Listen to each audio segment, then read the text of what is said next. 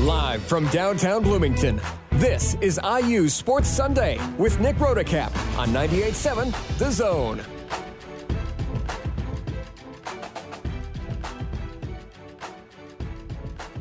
Good morning and welcome to IU Sports Sunday here on 98.7 The Zone. Nick Rodecap with you on this April 12th, about 2 weeks shy of the Little 500 here in Bloomington. Baseball and softball in full swing, as is portal season in the world of college basketball. Spring football is back as well, so we've got plenty to talk about this morning. My lawyer has advised me to inform you that the weather is feeling higher than I am right now, or in other words, I am feeling under the weather today. I am going to be fully transparent about that. I've had a pretty gnarly cough for the last few days, and well, my voice is the instrument that gets me employment. So we are going to do our best to power through it here this morning. I will say, once upon a time I had a co-host on this show, and that would be fantastic right about now. But reality is often disappointing, so we must carry on. It's also Masters Sunday, which means that a year ago today, I, at 20 years old, was putting on a bachelor party for one of my friends who is since married. That makes me feel, I don't know, behind the eight ball, old, a little bit of both maybe. In any case, IU basketball needs players. Indiana, under Darren DeVries going into year two, this is per Alex Bozich of Inside the Hall, my former employer, has 4 confirmed players for next season, Indiana men's basketball. Now, of course, Indiana had a lot of seniors, a lot of old men on the first roster of the Darren DeVries era. But those who are not seniors are largely skipping town. And earlier this week, Nick Dorn announced that he is entering the transfer portal. Dorn announced his entry a couple days ago. It was on Thursday, actually, so 3 days ago, I guess.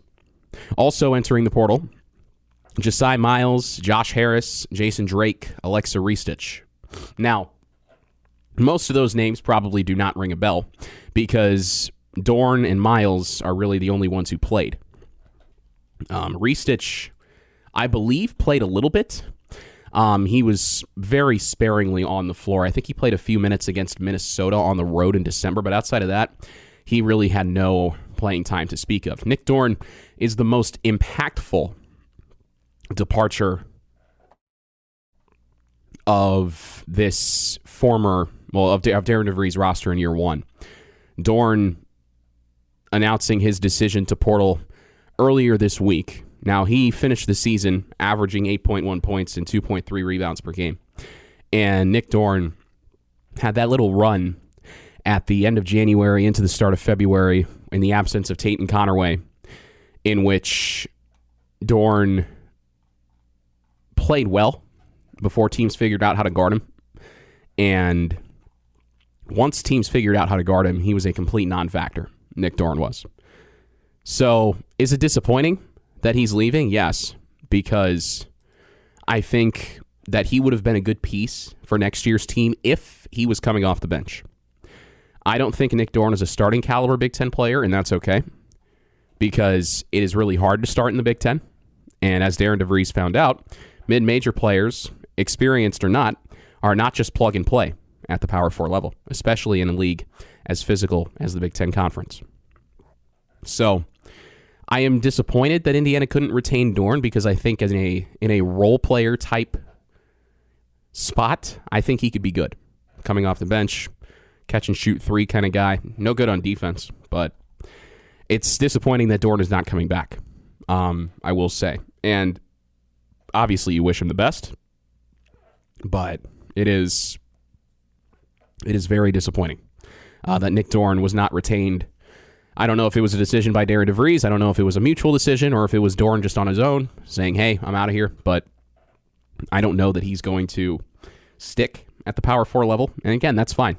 Maybe he'll go the Peyton Sparks route where he transfers, I wouldn't say back to Elon necessarily, but he transfers down a level, mid-major, and averages 15 points per game on 40% three-point shooting.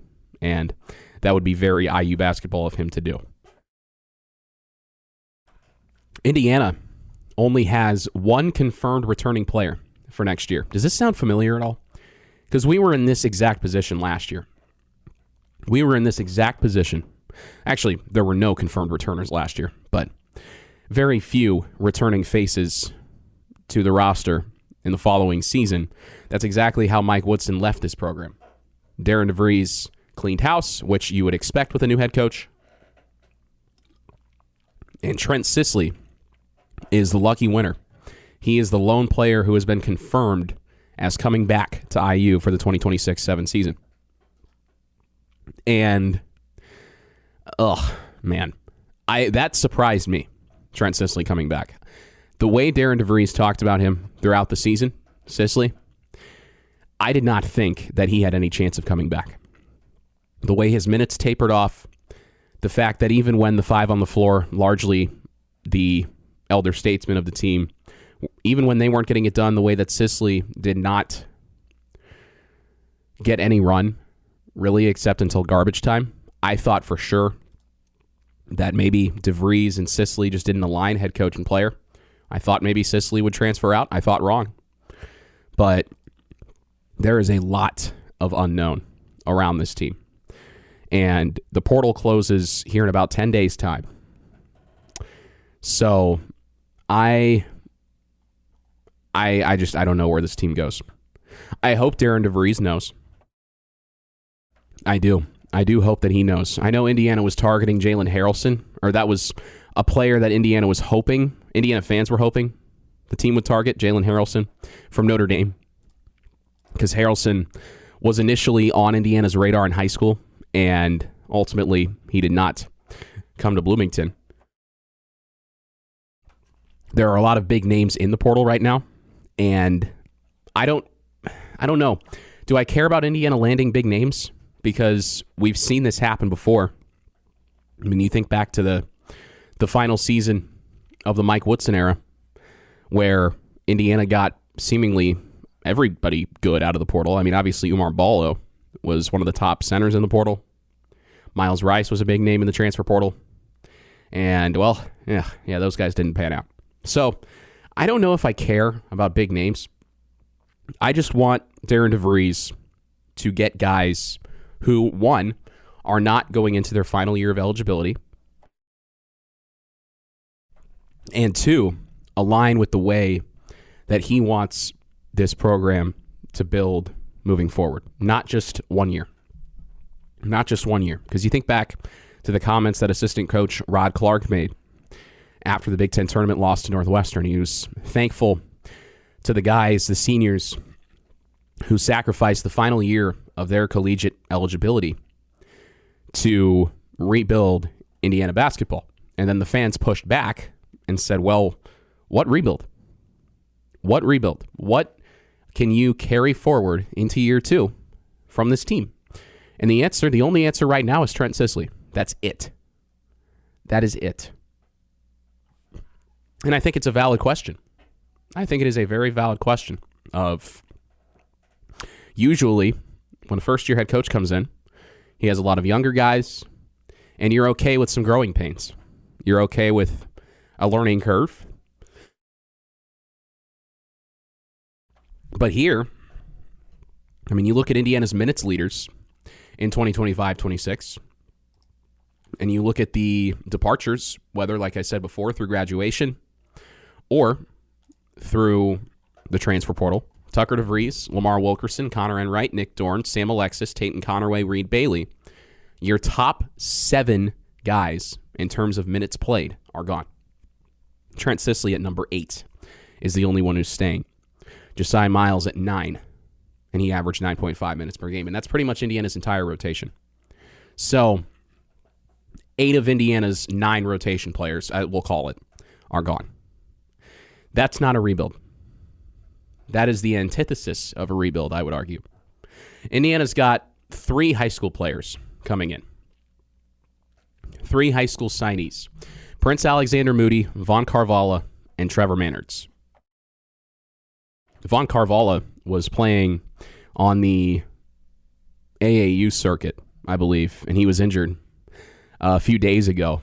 Now, the report is that he'll be fine, but I know IU basketball fans were disappointed to see that because, of course, the injuries to Josh Harris and Jason Drake, those guys came in and they got hurt in the summer or in the fall, and they never played, and now they're gone. So is it a little bit unlucky, perhaps, that Darren DeVries brought those guys in, and then they immediately got hurt, and then they didn't play? Yes. And I said last week on this show that those players should have to give back their NIL money since they didn't play. And I thought that I had a valid argument in that. But in discussing it with my dad, who's a little bit older and a little bit wiser than I am, I reevaluate that take, that players who are injured and miss the entire season, like Indiana's Josh Harris and Jason Drake, should have to give back their NIL money.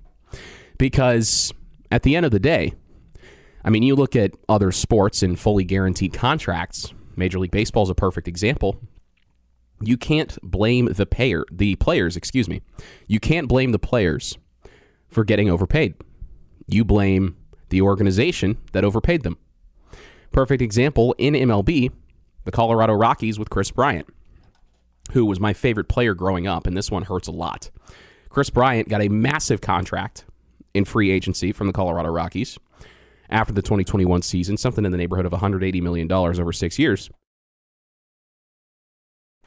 And due to a debilitating back injury, he has missed the vast majority of games that he should have played. And Rockies fans are very frustrated with Chris Bryant. But it's not Chris Bryant's fault that the Rockies overpaid him. The same way, it is not the fault of Josh Harris and Jason Drake that Indiana paid them and then they got hurt and missed the entire season.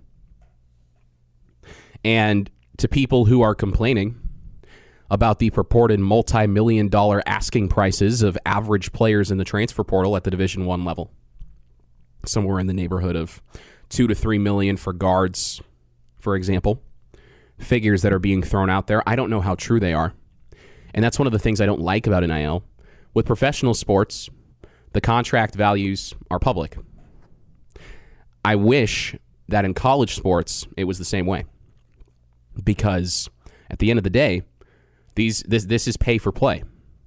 And I think that the fans deserve to know. But instead, we have to go off conjecture and rumors and unidentified sources. And I don't like that. But that's the reality. And that's all we have to go on. So, say, for example, a guard gets $2 million in the portal. He gets injured. He doesn't play. Well, it's not like he was trying to get injured. It's not like he was trying to miss the entire season. So I do think it's a valid point that you don't blame the player for getting hurt. You blame the organization for overpaying him. And sometimes things just don't work out.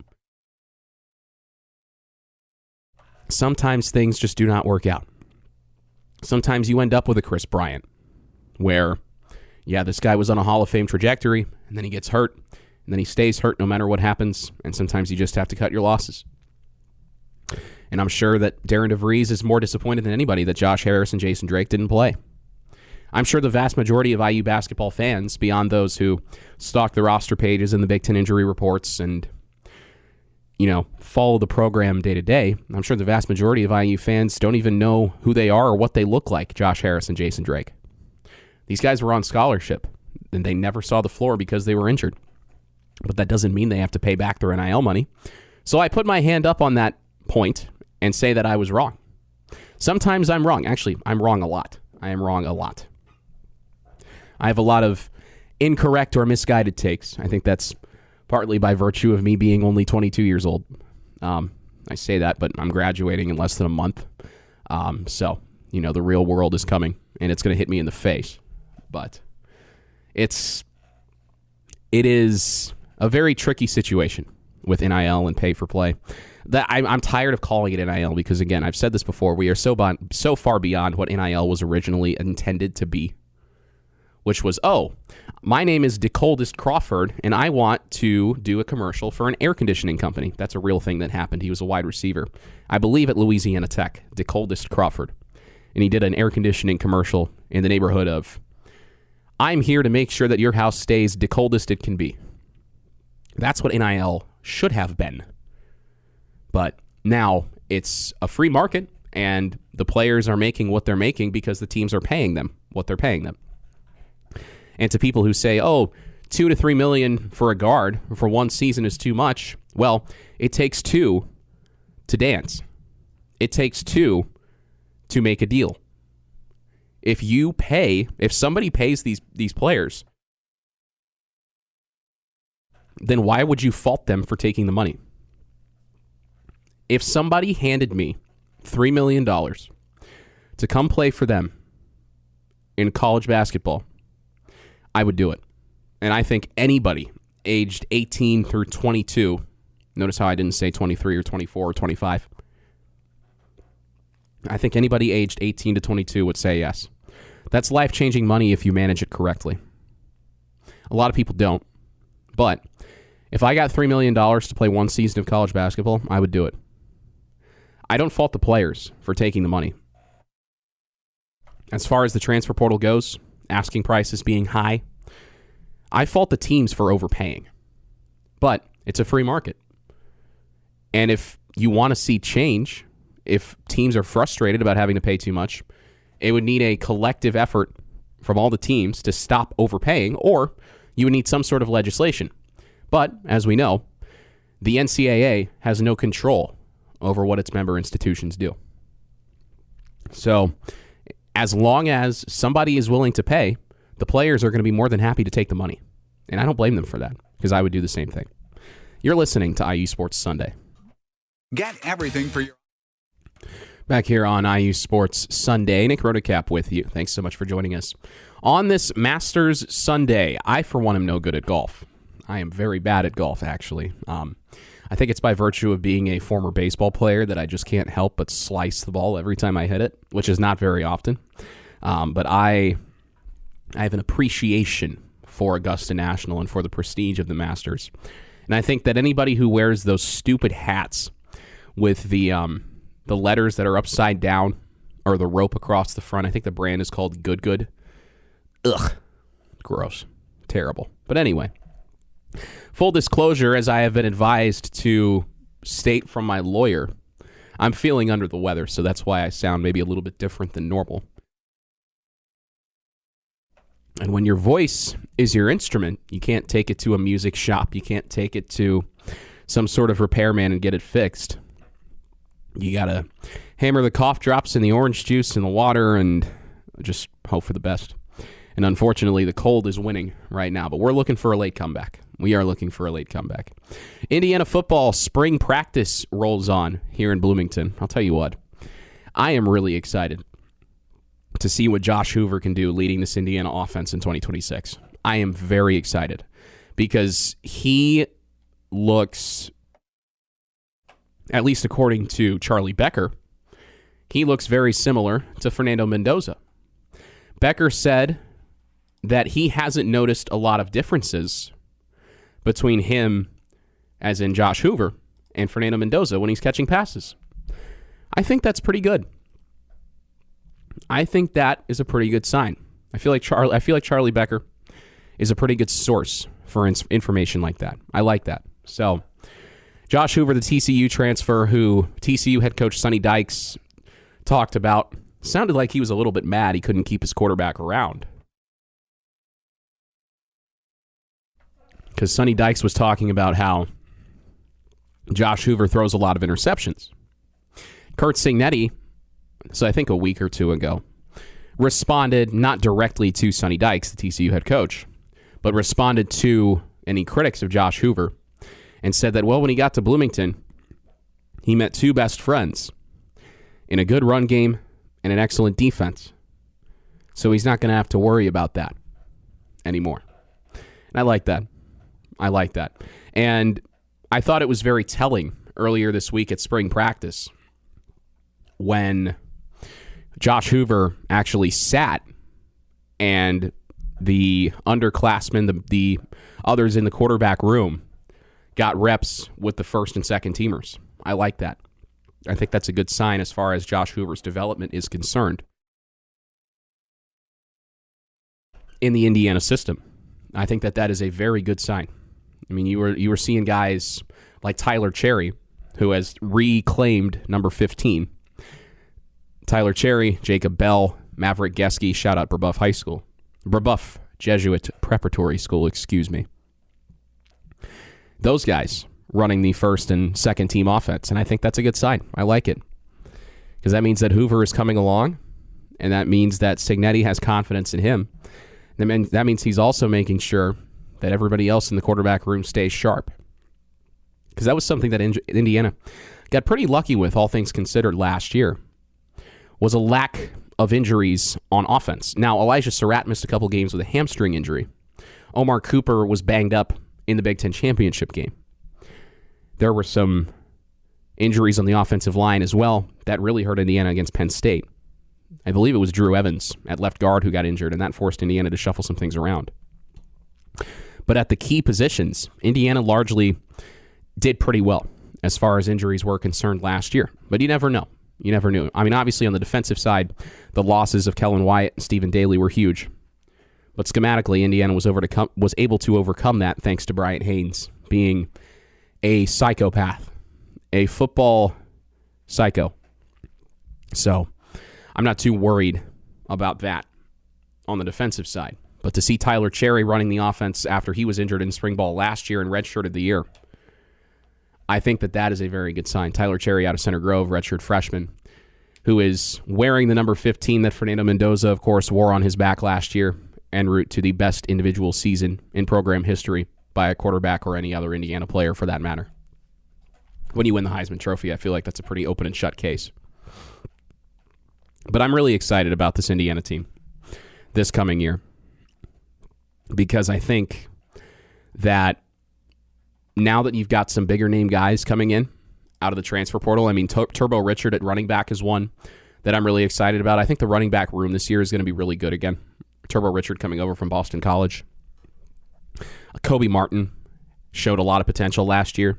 Lee Beebe was good before he got hurt. And it was unfortunate because he got hurt, I think, in the Indiana State game, which 73-0. I don't want to call it a meaningless game, but I understand why the first teamers were on the field for as long as they were in that game. It was important. It was unfortunate that Beebe got hurt. That's just how football goes sometimes. But Lee Beebe, the Alabama Birmingham transfer who came over prior to last year, I think he is going to be a great head of the snake in this running back room. Kobe Martin's development is something to get excited about. Turbo Richard coming over from Boston College. That is a really solid 1-2-3 in the running back room. Curt Cignetti, talking about Kobe Martin, has talked about how he really likes what Martin is doing on the field. He's improving. John Miller and Justice Ellison, remember Ellison stuck with the program as an assistant coach after his playing career was over. And Cignetti complimentary of them this week, and he says he likes the running back group. So he's talking about those three that I mentioned, Turbo Richard, Kobe Martin, Lee Beebe. They're going to be good. They are going to be good. Martin, Cignetti's saying how he's taken a step. He's improved as much as anyone in that first recruiting class, referring to his first recruiting class here in Bloomington. And every time he has an opportunity, Cignetti says he takes advantage of it. He likes his consistency. I mean, those are all good things. And Kobe Martin, the best thing about him is he's still young. He's a redshirt sophomore. And you saw him get some time with the twos, mostly with the twos, the second teamers, in the regular season last year. I think he got a little bit of run on the first team offense. But Kobe Martin, I really like him. And he's from Fishers, so that's cool too. But I'm really excited about this season for Indiana. I'll tell you what, I'm glad that I graduated when I did, because I got to see, or I graduated, I'm already using past tense. I'm glad that I'm graduating now, because I feel like in terms of the getting into Memorial Stadium now, that place is going to be a madhouse. The Ohio State game on October 17th, that's going to be incredible, depending on, of course, how Indiana's season shakes out to that point. I do think that Indiana, as far as potential for 2026 goes, could certainly go undefeated again. I can't believe I'm saying that. The ceiling, as we have seen, is 12-0. The floor, I think, is about the same as last year. I don't know if 8-4 is the floor. I think the lack of a bye week between Nebraska, Ohio State, and Michigan, with 2 of those 3 being on the road, is going to be really tough. I do think that could hurt Indiana. But, I mean, Curt Cignetti has a blueprint as far as keeping his players fit, healthy during the season. So I'm sure however he goes about it, it will be fine. The spring game is just 11 days away. And, of course, that means that night 1 of the NFL draft is 11 days away. So the rumor is that Indiana football will, perhaps somewhat unsurprisingly, have the NFL draft on the video board during the spring game, which means that the fans in the stadium and the players will be watching as Fernando Mendoza is taken first overall by the Las Vegas Raiders. And you want to talk about a recruiting pitch that sells itself.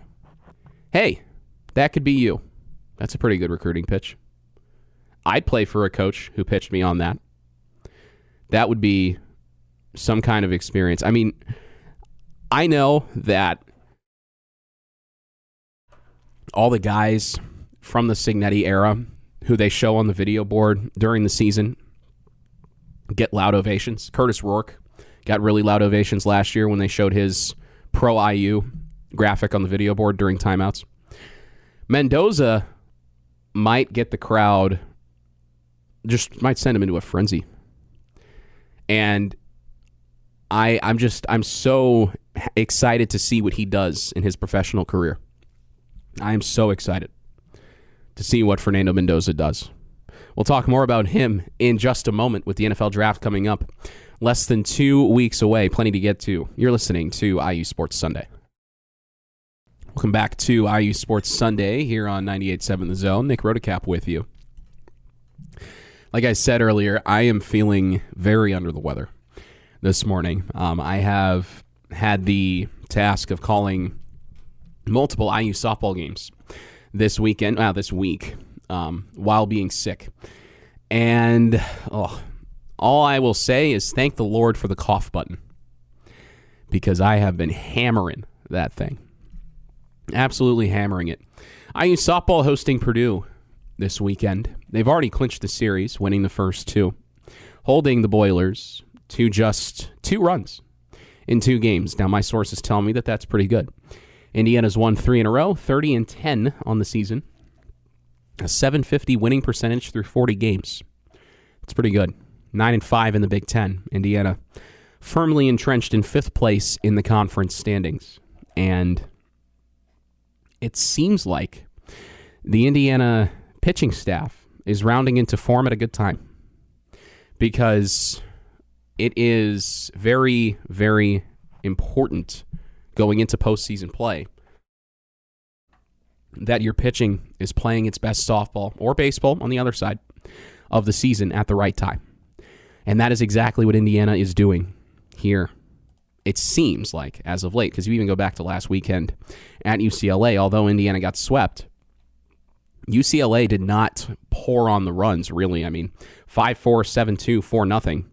For a team as good as UCLA, the Bruins, they have 2 of the best hitters in the country, and Megan Grant and Jordan Woolery. If you can hold them to 7 runs or fewer in every game, you take it.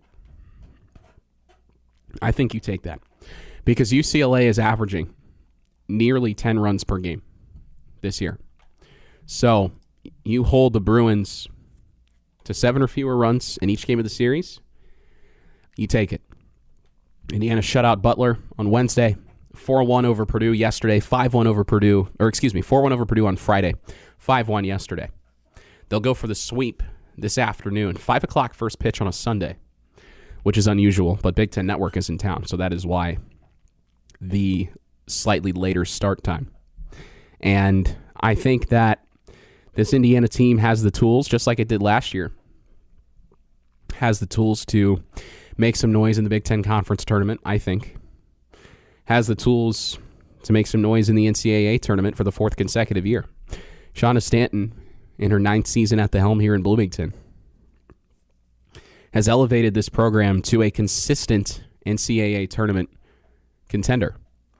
And you're looking at this team potentially making the NCAA tournament for the 4th year in a row for the first time ever. and what Stanton has been able to do with this team. I mean, you look at the players that she recruits. It's a lot of players either in or around the state of Indiana. And I think that's the best part. Because then you get games like yesterday where it's packed. It is packed with IU fans, a lot of whom are parents or other relatives of the players. And the atmosphere at Andy Moore Field is great. Attendance just shy of 1,000 yesterday, by far the highest attended game of the season to this point. And you get players on both sides, Indiana and Purdue, who actually care about the rivalry.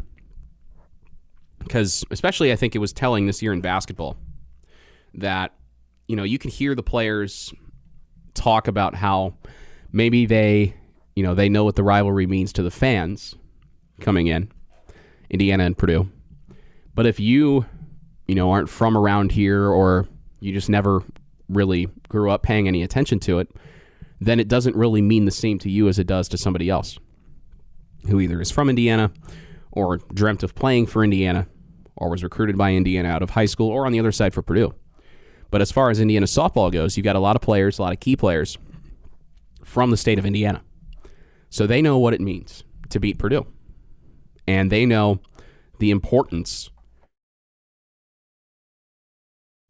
They know the importance of playing in that rivalry and competing in that rivalry. And right now, Indiana softball looking to sweep Purdue this afternoon at 5 o'clock. And I'll tell you what, yesterday, Indiana took it 5-1.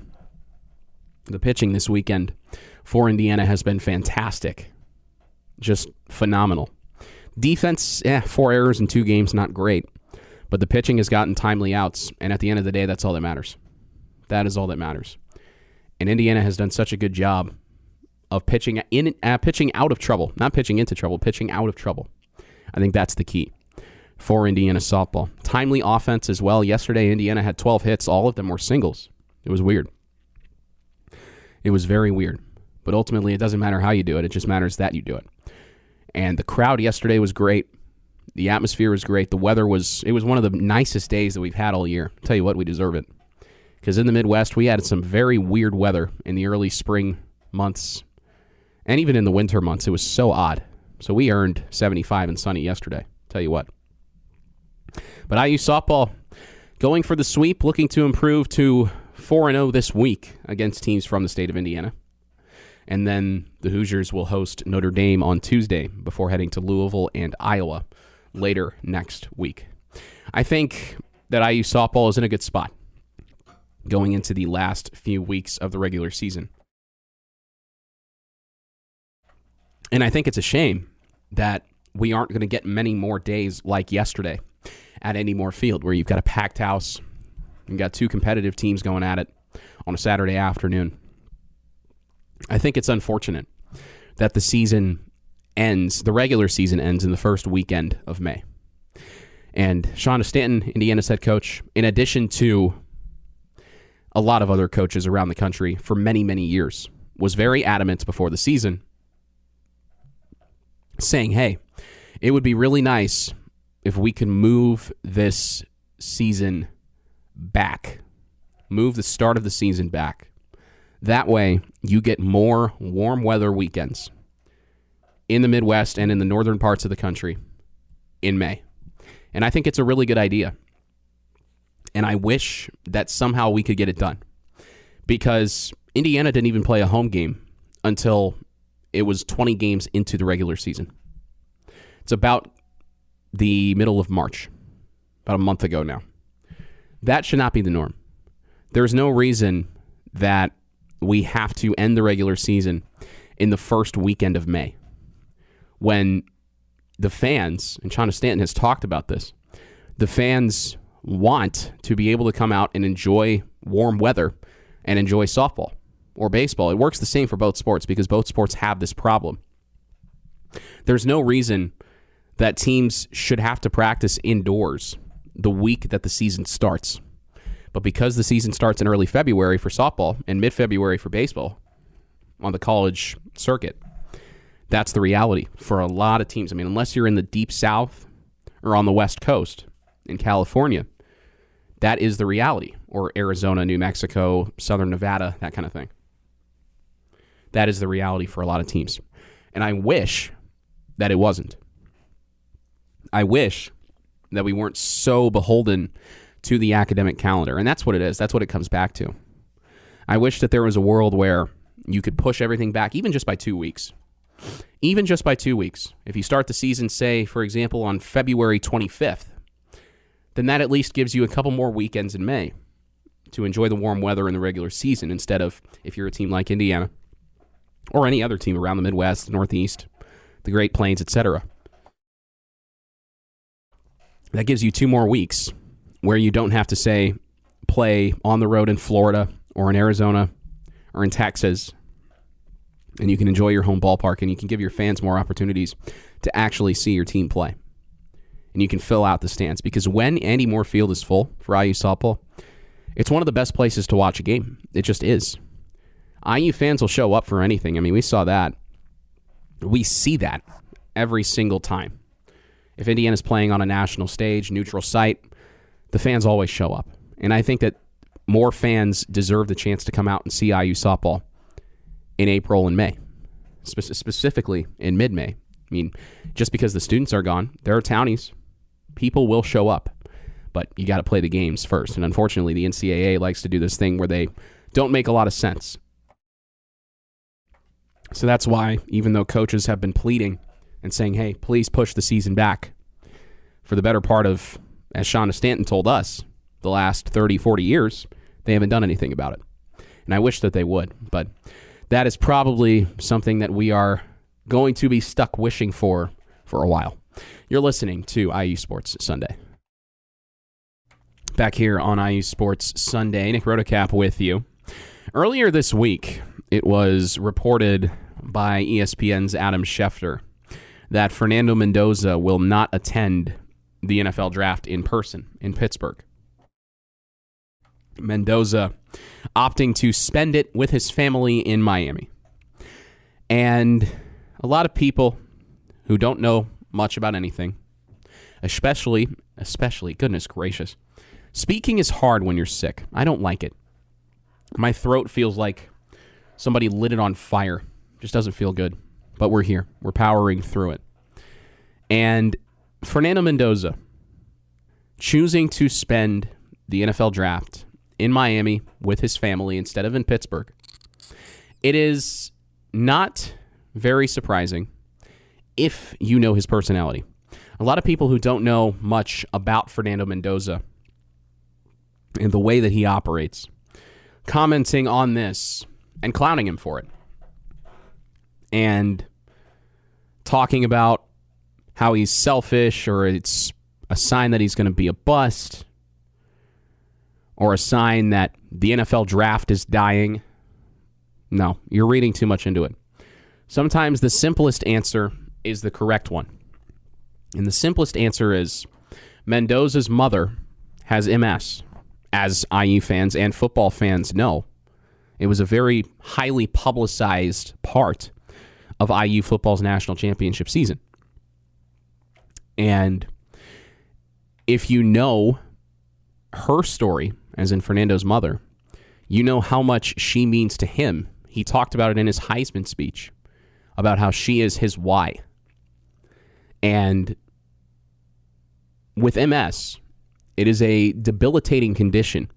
And the travel that his family undertook throughout the postseason and just throughout the season, coming up from Miami to Bloomington for the home games, and then, of course, to Indy, and then to Pasadena, and then to Atlanta, postseason games, that took a toll on her. It took a toll on her. And ultimately, Fernando talked about how it was nice that the national championship was in Miami because it made it so much easier for his family to go. So it's not surprising that Fernando Mendoza is not attending the draft in person. He is far from the first number 1 overall pick to spend the draft at home. It's happened a lot. Just in the last 10 years, Myles Garrett, Jameis Winston, Baker Mayfield, Trevor Lawrence, Trayvon Walker. Of course, also Joe Burrow, but that was the pandemic, so that doesn't really qualify. But Trayvon Walker, Trevor Lawrence, Baker Mayfield, Myles Garrett, Jameis Winston, and others at the 1-1 slot. And I posted about this on Twitter earlier this week, and I said, I echoed this exact sentiment that I'm echoing now. I said that given the health of Fernando's mother, this isn't a surprise. And it was very clear in Fernando's conversations with the media throughout the season, from week 0 onward, might I add, well before the national spotlight was truly on him, that his mother is at the center of everything he does. And that this is a selfless decision by a selfless individual when it comes to Fernando Mendoza deciding not to attend the draft in Pittsburgh. And I also think that Mendoza is doing himself a world of good with respect to avoiding the bad juju that comes with NFL Commissioner Roger Goodell. Because Roger Goodell, just bad vibes. I don't like Roger Goodell. I don't think there are many good commissioners in pro sports. Adam Silver of the NBA is probably the worst. Rob Manfred is up there, though. Rob Manfred is absolutely up there. Doing everything in his power to make sure that it is as hard as possible for you to actually watch baseball. That's a whole discussion for another time.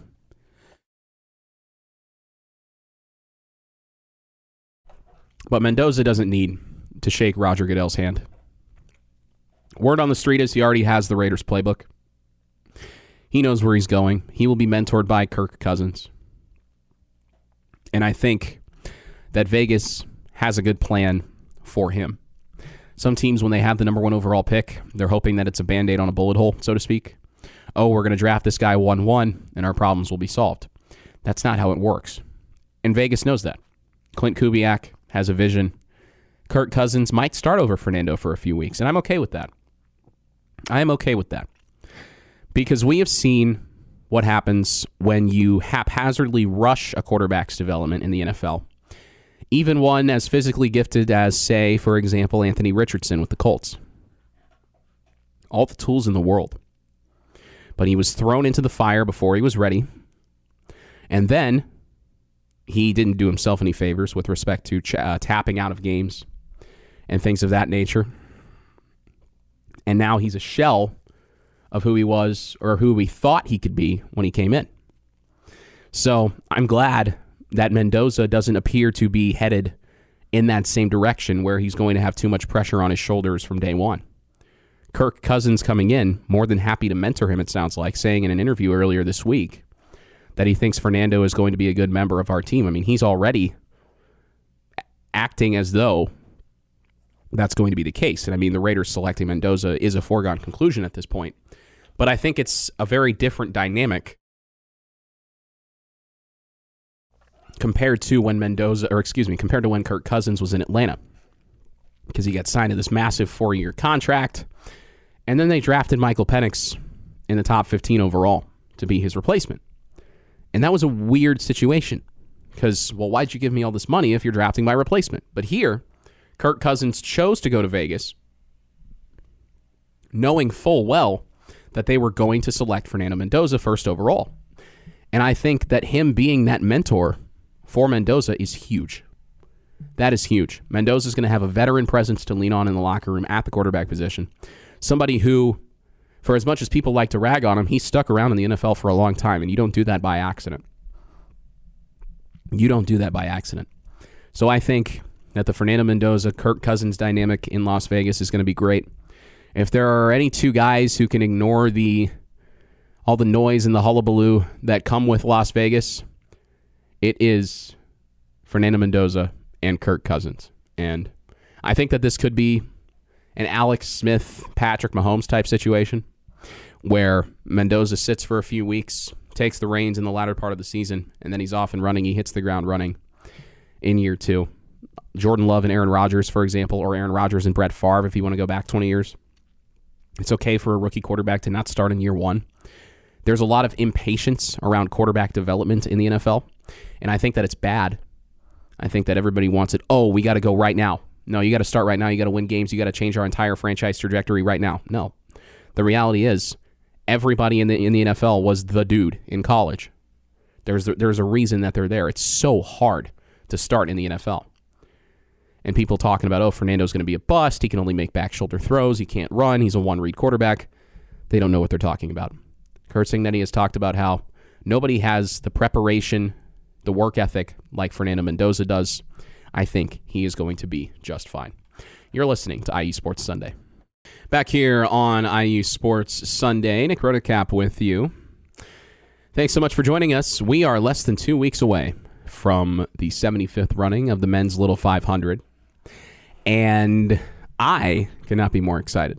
Maybe it's because I'm calling the race on TV, which was kind of a bucket list item for me. I don't know if that's what it is, or if it's the spectacle or the probability that we're going to get good weather, knock on wood, or the fact that it's the 75th running. And there's so much history that we can dive into over the course of the 200-lap race. I don't know, but as someone who's been a lifelong racing fan, I grew up loving NASCAR. I was a fan of Jimmy Johnson before I knew what the word bandwagon was, so relax. I was a fan of Jimmy Johnson because I liked the color blue. I still like the color blue, and he was winning a lot. So I figured, okay, the blue guy's winning, I'm going to rock with him, and that was a pretty good decision. 7-time champ. And maybe I should have picked Indiana native Jeff Gordon. I don't know. Maybe I should have picked Tony Stewart, another Indiana native. I picked Jimmy Johnson. But I've been a racing fan my entire life.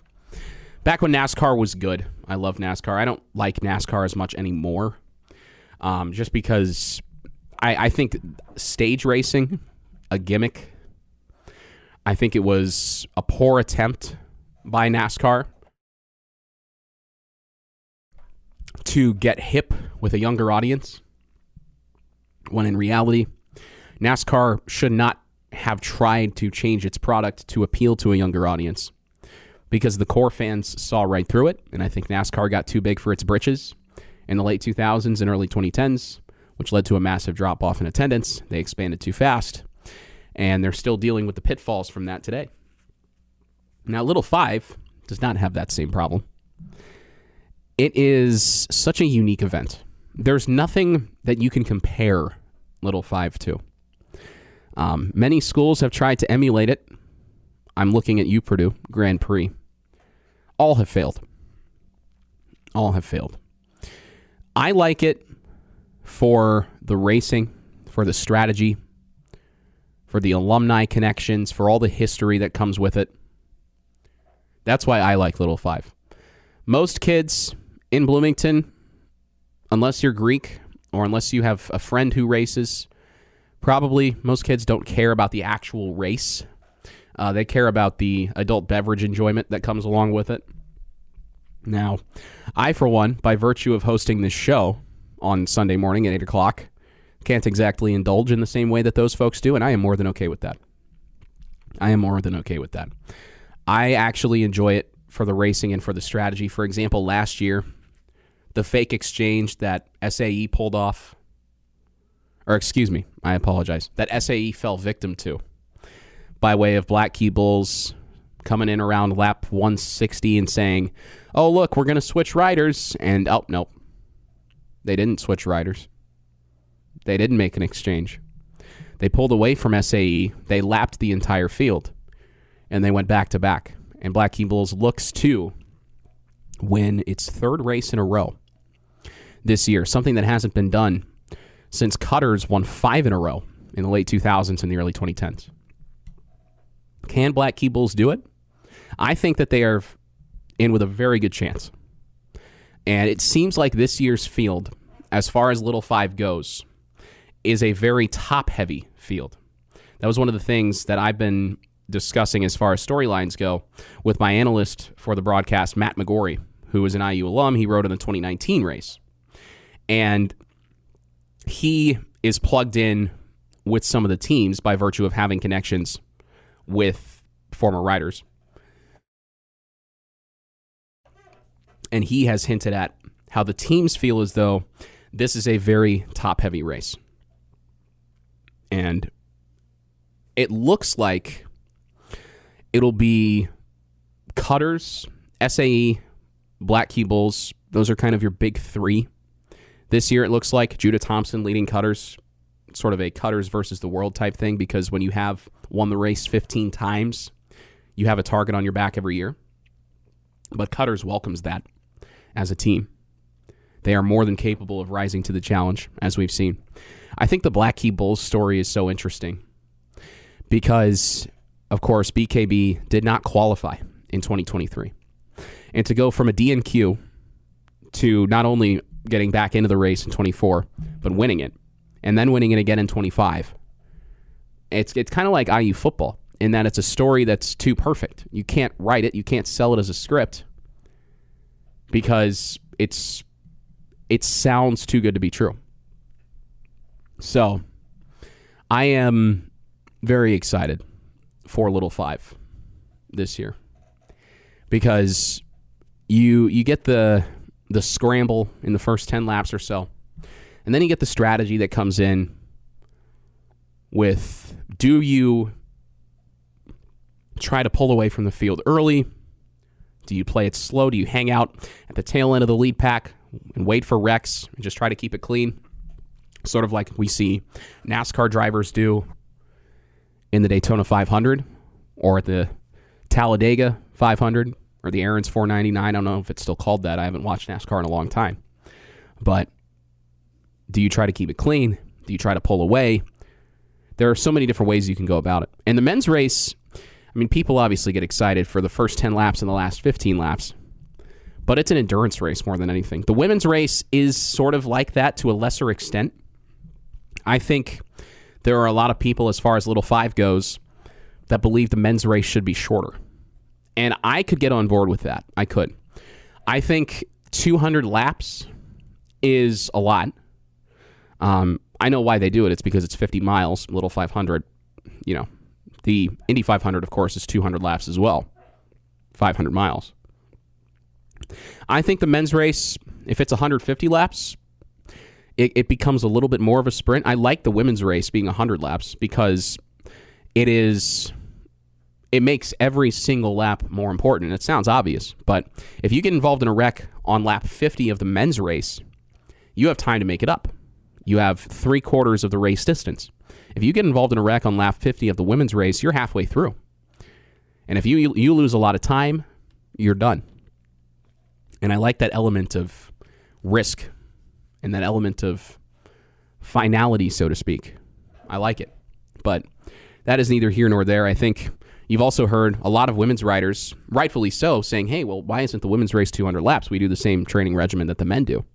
But I think in terms of racing and in terms of the viewing experience, the women's race being 100 laps is actually good.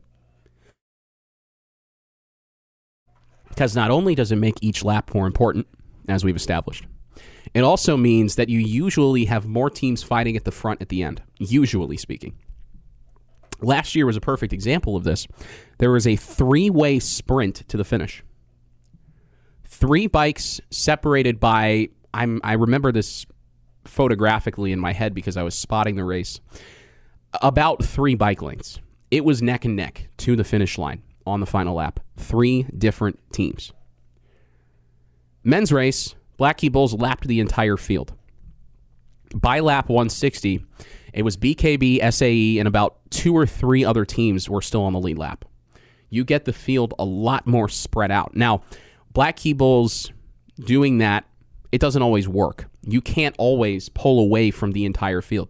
Sometimes you burn all your energy too fast, and you're gassed. And you lose time making exchanges, trying to manage, and ultimately, sometimes slow and steady wins the race. But last year, what Black Key Bulls did, you don't see that happen in the women's race very often, where somebody just says, okay, I'm pulling away, and then they pull away.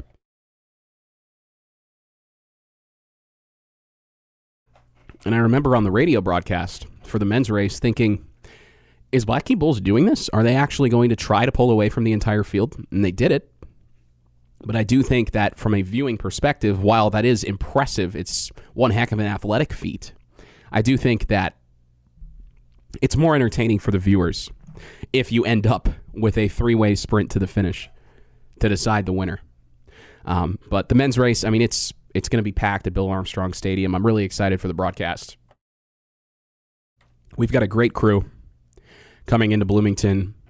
Students, alumni, both behind the scenes and on air. It's going to be a fun time. It is going to be a very fun time here in B-Town. I'm hoping that we get good weather like we've had as of late. I mean, the temperature today for the series finale between Indiana and Purdue softball will be up in the high 70s, a high of 78 today.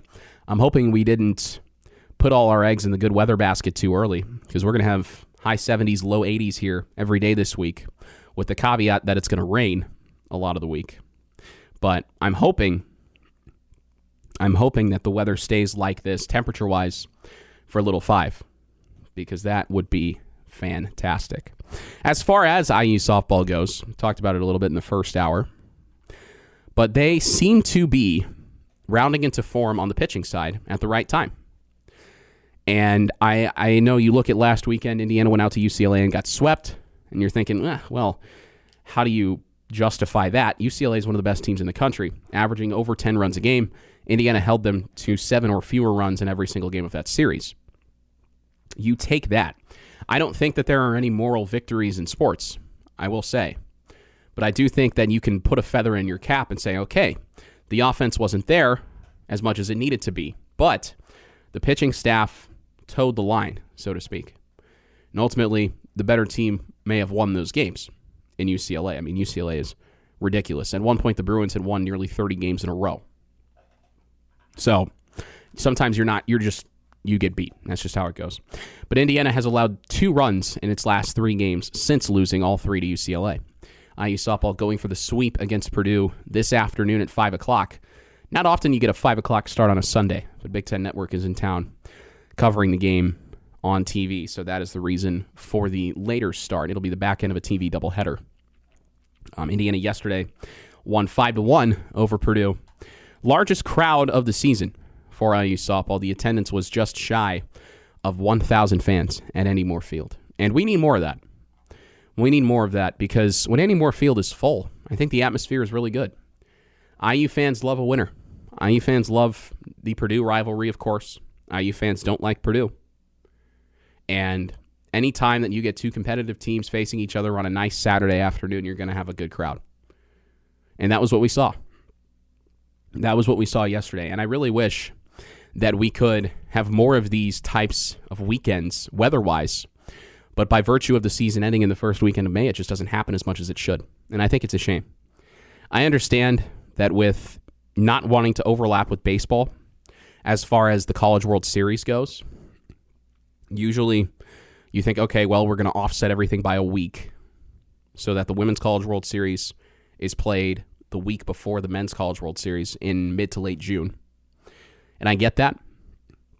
I wish that we can move everything back, even just by 2 weeks, because then you could have a few more weeks of warm weather in May, either at home or in conference play on the road. Either way,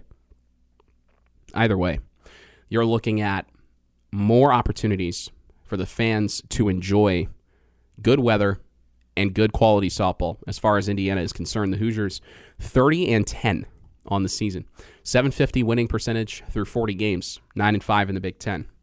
That's good. That is good. Jeremy Gray posted on Twitter yesterday, rivalry aside, this is an important series win, and he's right.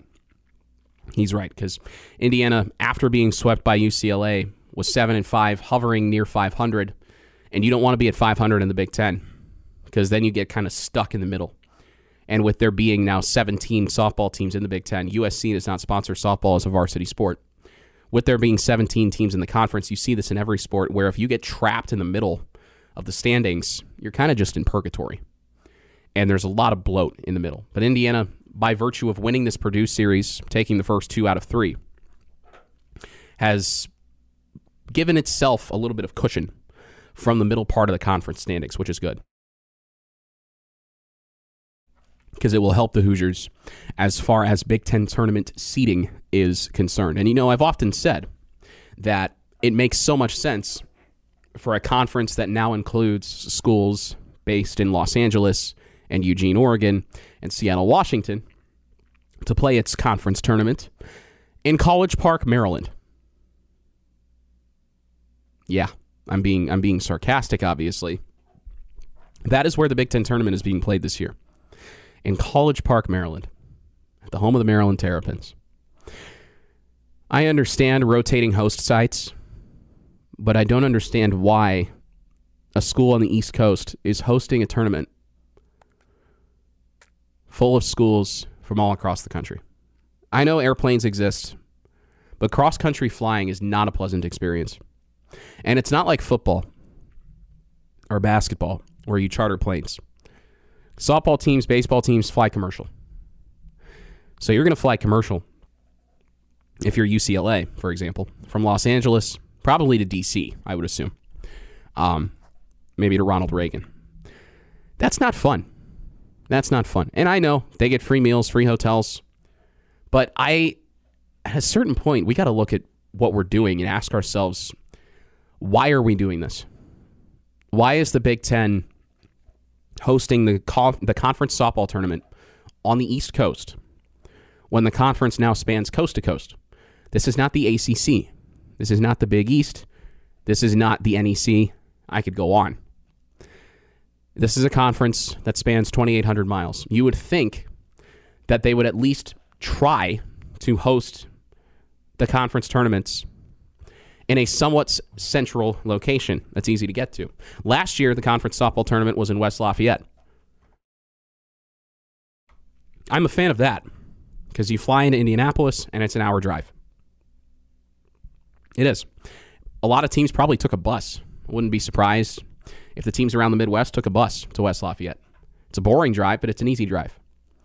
Or you host it in Bloomington, or you can host it in Iowa. You can host it in any number of locations. But hosting it in Maryland, the Big Ten Conference softball tournament, when you've got 3 programs out on the West Coast, who I know blew up their conference to join the Big Ten. I get it. They made their own bed. But I will say, as much as I rag on Big Ten baseball, that is the only thing that they get right as far as the postseason tournament is concerned. Holding it in Omaha is objectively the best possible course now that there are teams on the West Coast. It is a geographically central location, and Omaha has an airport. So it's relatively easy. Now, driving, please don't do that. It's terrible. Do not drive from Indiana to Omaha. It is the most boring drive ever. If you suffer from chronic insomnia, you're going to cure it. Do not do that drive. It is horrible. I did it 2 years ago. But as far as the Big Ten softball side of things is concerned, you're doing yourself a great disservice as a conference by holding the conference tournament in Maryland. Because last year, because it was in West Lafayette, there were a lot of fans from a lot of different fan bases that were able to travel.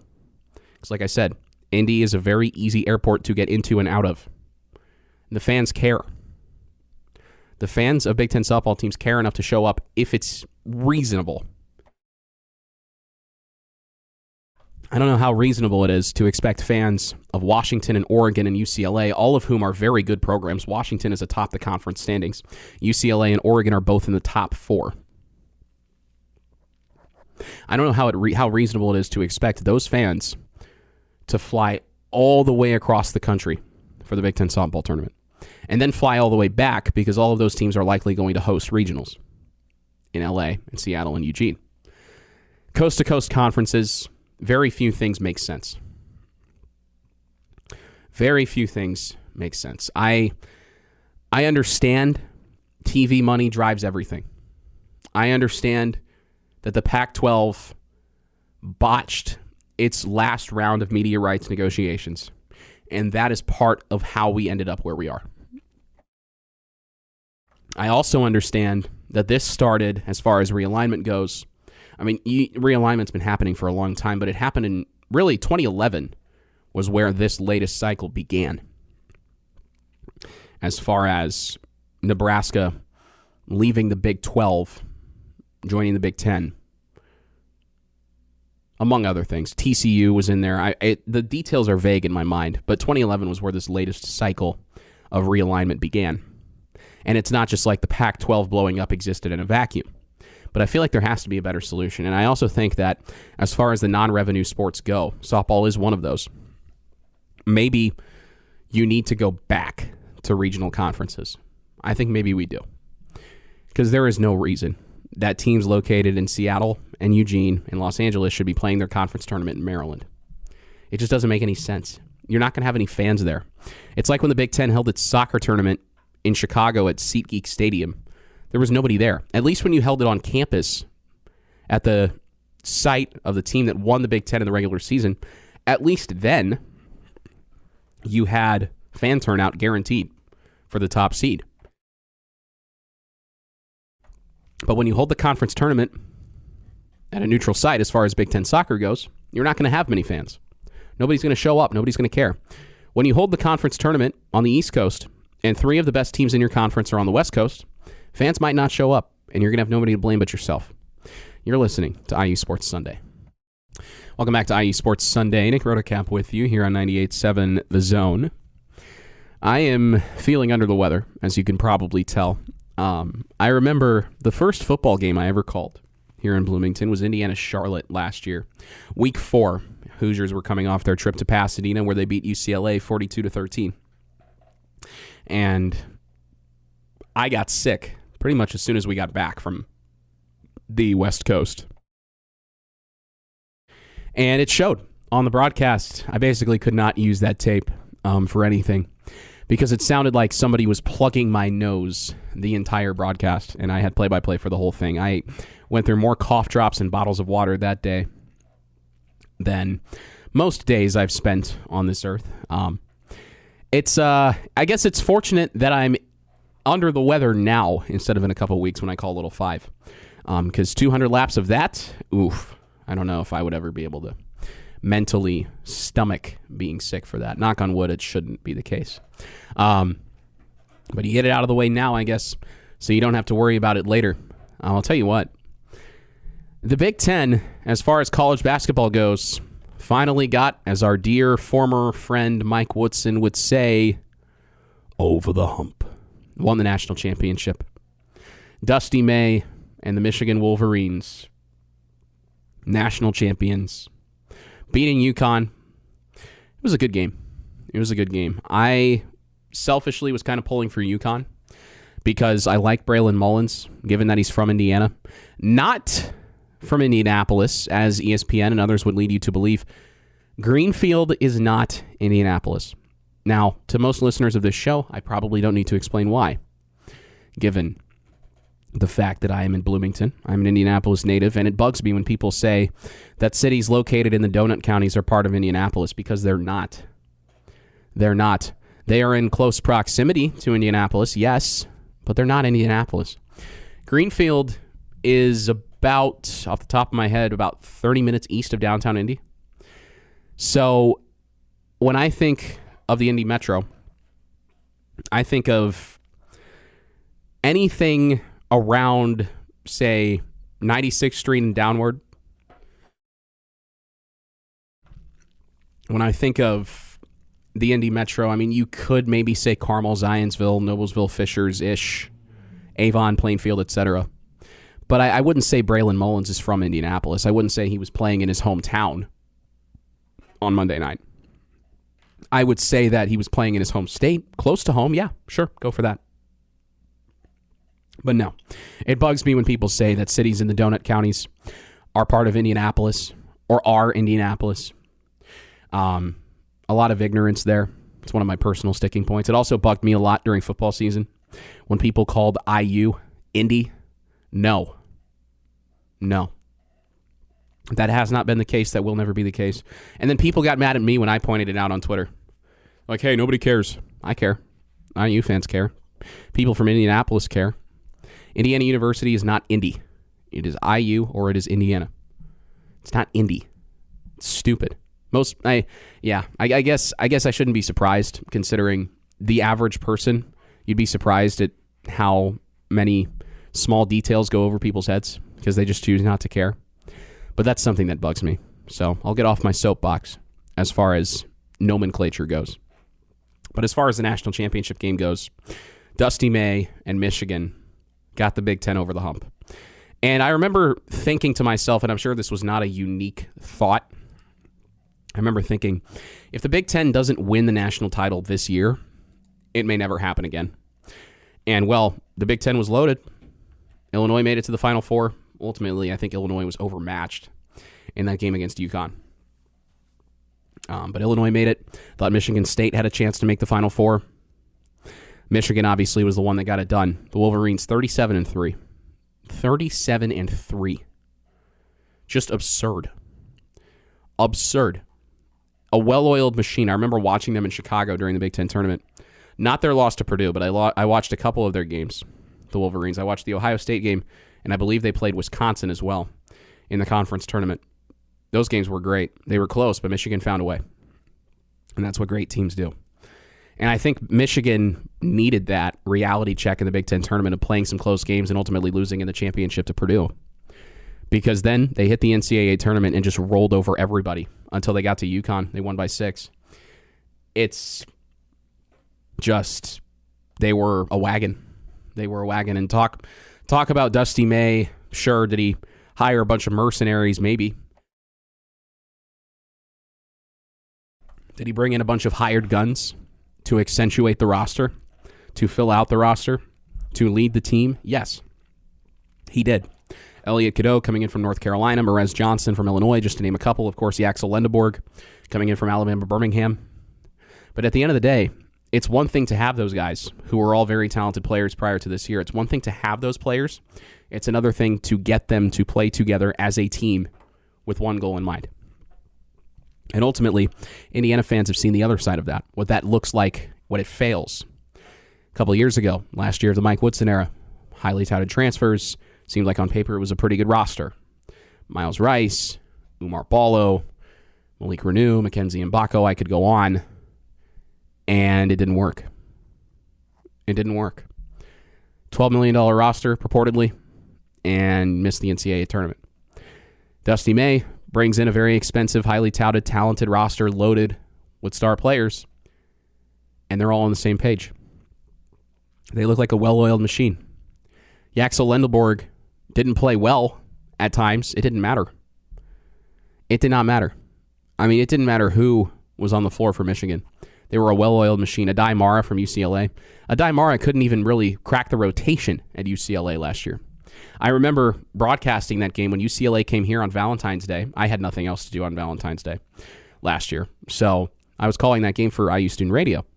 And I'm looking at Adai Mara. He's 7'3". How in the world is he only averaging like 2 points a game? He's not playing. What's going on? Well, he gets to Michigan and proves me right. He should have been playing. Sorry, Mick Cronin. Maybe Mara wasn't ready. Maybe he wasn't a good scheme fit, whatever. Dusty May brings in a bunch of mercenaries. You can fault him. You can rag on him for that if you want. I wouldn't say fault him for it. Rag on him for it if you want. But that's the name of the game now. These guys are basically all on one-year contracts, and you've got to sell them on it, and you've got to put them together, you've got to make a team. And you've got to adjust in-game, between games, the same way any other coach does. And Dusty May did that better than anybody this year. Plain and simple. And, of course, the ultimate twist of the knife, Rick Bozich pointed this out prior to the title game. Braylon Mullins, former future Hoosier, Eric Ryba, former future Hoosier, facing off against Indiana graduate Dusty May and the Michigan Wolverines in Mike Woodson's hometown for the national title, the ultimate hump. Yeah, twist the knife. Twist the knife. So many players that maybe should have been tied to IU basketball. Dusty May obviously is a head coach. A lot of people wanted him to come to Bloomington. That didn't happen. My counterpoint is, what if Dusty May never wanted the IU job? What if he never wanted it? Because he would have been, obviously, the pressure, the microscope. There's a lot of it. I don't know if that was something that he wanted to deal with. I honestly don't. And obviously, he's got it made in Michigan. Just won a national title. I think we're going to have to let that one go. As painful as that might be, he was asked about it when Michigan came here, and it was somewhat of a non-answer that he gave. I think it was 2 seasons ago now when Michigan came to Bloomington. That was the Danny Wolf-led Michigan team. And Dusty didn't really give a no. He didn't say, oh, I don't want to come to Indiana, but he never said yes. And ultimately, Michigan has signed him to a couple different contract extensions since then. And it would be cool to have Dusty May and Curt Cignetti, but it's not going to happen. And so I think for IU fans, it's something where you're going to have to get behind Darren DeVries and the one returning player that Indiana has in Trent Sisley, and the 3 high school signees in Prince Alexander and Moody, Vaughn Carvalho, and Trevor Manhertz, and just hope for the best. And hope that Darren DeVries brings in some semblance of multi-year continuity, which is a big ask. But you can't have all these one-and-done guys like we had this year in Bloomington. Not to mention, on top of the guys that are graduating, Indiana's got a bunch of guys in the portal. The most impactful 2, Nick Dorn and Josiah Miles. The other 3, Jason Drake, Josh Harris, and Alexa Restich, were either injured the entire season or barely played. And for Indiana, it's unfortunate because I had the same feeling about this program now as I did when Mike Woodson was fired. Oh, there's no direction. There's no roster. There's no idea. There's no concept of what is going to happen. Nobody knows what the roster is going to look like. And people ragged on the students for not showing up this year. Darren DeVries tried to do a Curt Cignetti-esque email asking for students to show up. It didn't work. It didn't work because he did it for a Tuesday night game against Northwestern that Indiana lost, saying, hey, we need your support. It sounded desperate. It worked with Sig because it was exciting and new and there was proof of concept in that Indiana prior to that Maryland game when Cignetti sent the email and the fans stayed in the rain. That was a big turning point for IU football. Prior to that, Indiana hadn't lost. For IU basketball, they had shown repeatedly that for all the money invested in these players, they would falter in big ways on big stages. So that was why the students didn't show up. People rag on the students for not showing up. But when the roster looks different every year but the results stay the same, there's no reason for the students to show up. There's no reason for the students to spend the money on tickets, to show up early to get a good seat, to stay after halftime if they don't have a connection to the players, and if the roster does not produce results. Sports is a what have you done for me lately business. And IU basketball hasn't done a whole lot of anything lately. As far as my last 2 years here in Bloomington, 2 rosters constructed in dramatically different ways, leading to pretty much the exact same record, the same result, being right on the wrong side of the NCAA tournament bubble. One of the first teams out. I don't know how in the world IU was one of the first 4 out this year. They shouldn't have even been the next 4 out. They didn't deserve to sniff the NCAA tournament. It was a weak bubble. I think that had a lot to do with it. But Indiana shouldn't have been anywhere near it.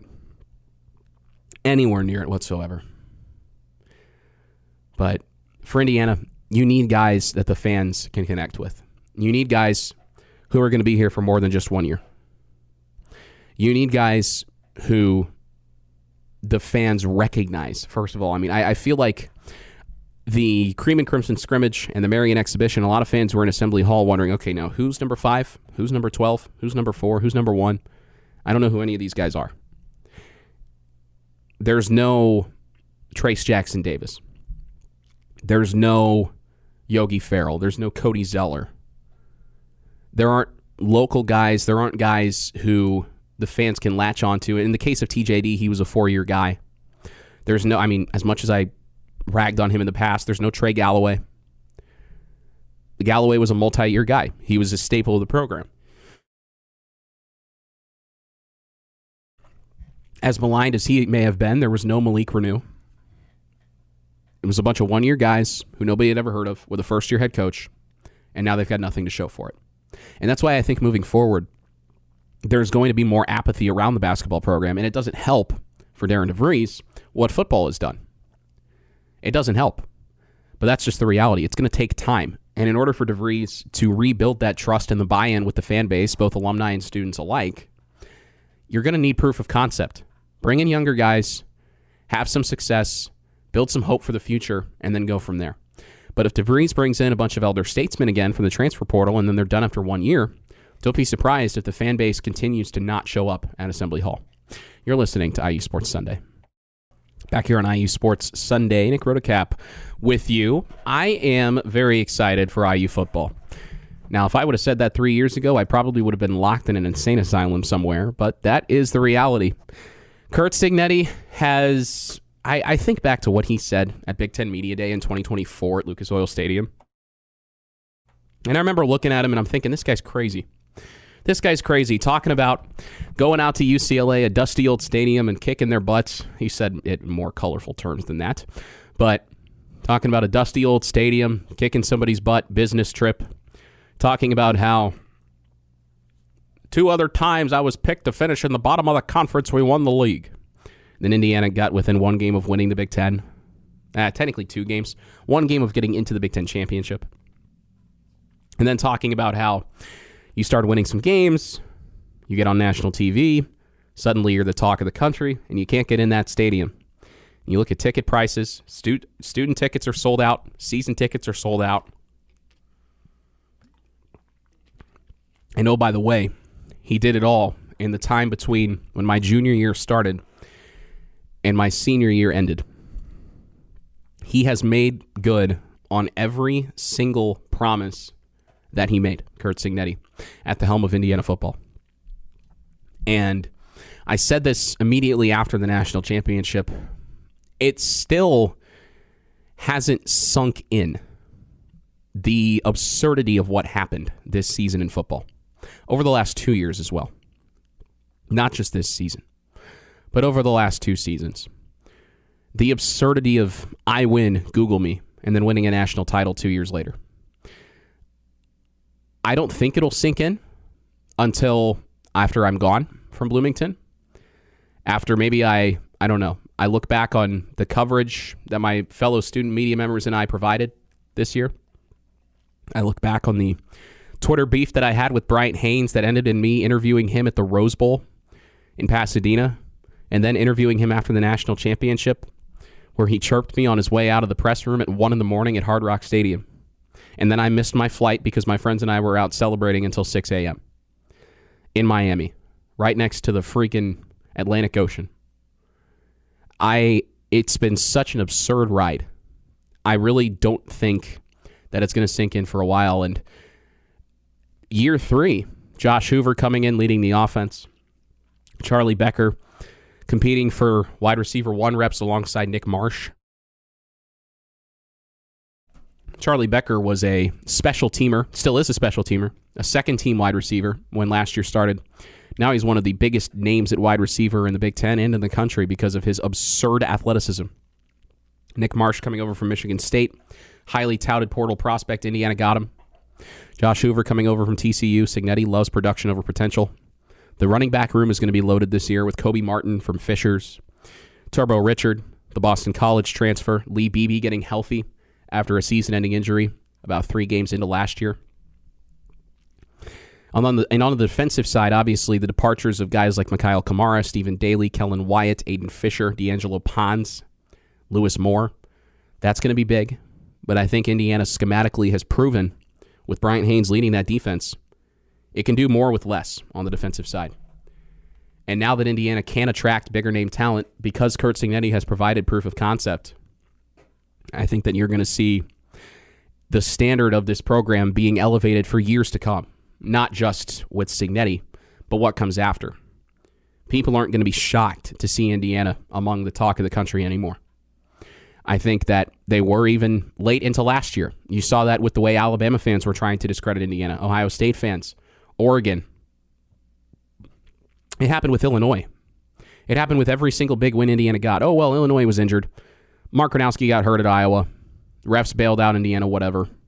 Oregon, oh, well, our offensive coordinator stinks. UCLA's not good. Well, UCLA wasn't good, so I'll leave that one out. Penn State, see, they're frauds.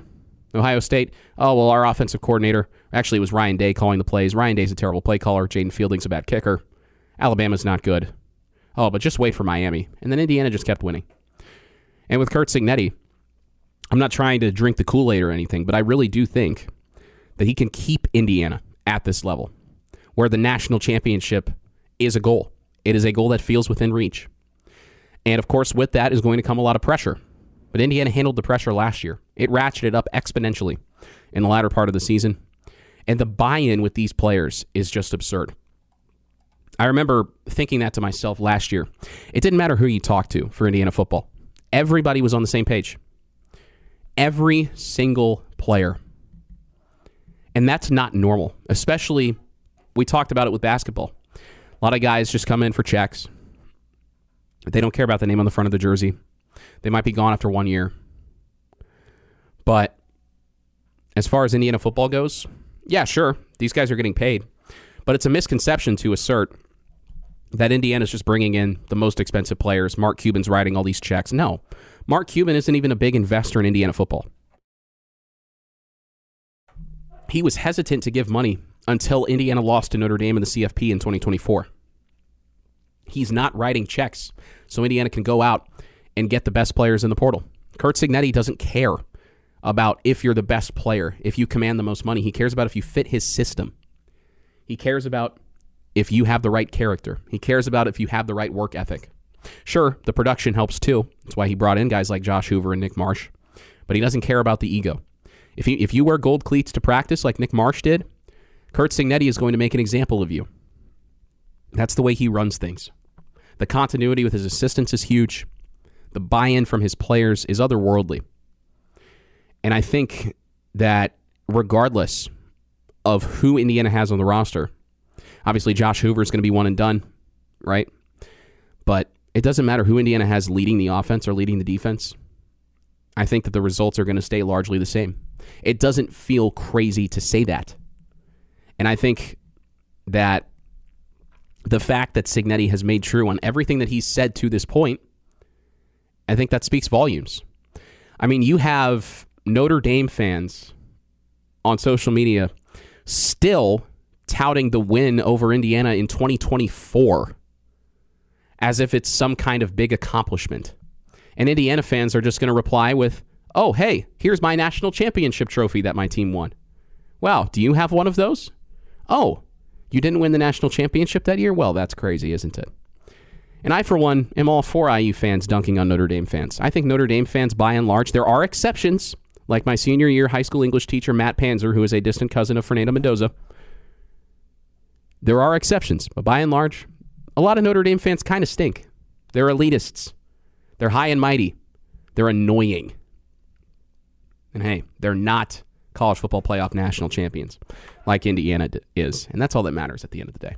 You're listening to IU Sports Sunday. Back here on IU Sports Sunday, Nick Rotacap with you on 98.7 The Zone. I just bought my graduation ticket. I didn't buy graduation tickets. I just reserved my graduation tickets for the media school commencement in early May. That's not that far away. It sneaks up on you. I'll tell you what. That means that the softball season, which I have been broadcasting for Indiana, will be coming to a close sooner rather than later. Indiana going for the sweep against Purdue at 5 o'clock on Big Ten Network. IU baseball out east against Maryland, playing a rubber match today against the Terps after getting mercy ruled yesterday. Ugh, the inconsistency with IU baseball. I'm tired of beating a dead horse, but I don't think Jeff Mercer's time in Bloomington will continue beyond this year. That is what the indications that I have heard lead me to believe. The question is, of course, when you fire a coach, who do you replace him with and how do you deal with the roster turnover? I don't know if that's something IU wants to deal with, but I think it's something they're going to have to deal with because baseball has been stuck in the water now for a few years. But as far as softball is concerned, going for the sweep against Purdue in Game 41 of the season, looking to pick up win number 31. 75% of their games have been wins so far, and I think that's pretty good. Looking for another 40-win season under Shonda Stanton, which had never happened prior to her arrival here in Bloomington. It's happened now twice in the last 4 years for Shonda Stanton in B-Town. That is something to keep an eye on and be excited about. If you can get out to Andy Moore Field today at 5 o'clock, I encourage you to do so. If not, Indiana will be home for a couple more midweeks, but I believe the last series that Indiana plays at home is the last week of the regular season. That is against Illinois in early May. But IU Purdue softball, 5 o'clock on BTN. Should be a fun one. Indiana's taken the first two. It's been kind of weird. Sloppy defense in game one. 12 hits for Indiana yesterday, but all of them were singles, which doesn't happen very often because at Andy Moore Field, it seems to be very much a hitter's park. Short fences. I think the fences are too short. A lot of home runs. Only 190 to the corners, 220 to center, which is actually shallower than some high school fields. But it plays the same for both teams. And in Bloomington, the wind usually blows out, so that helps as well. Happy Masters Sunday to those who celebrate.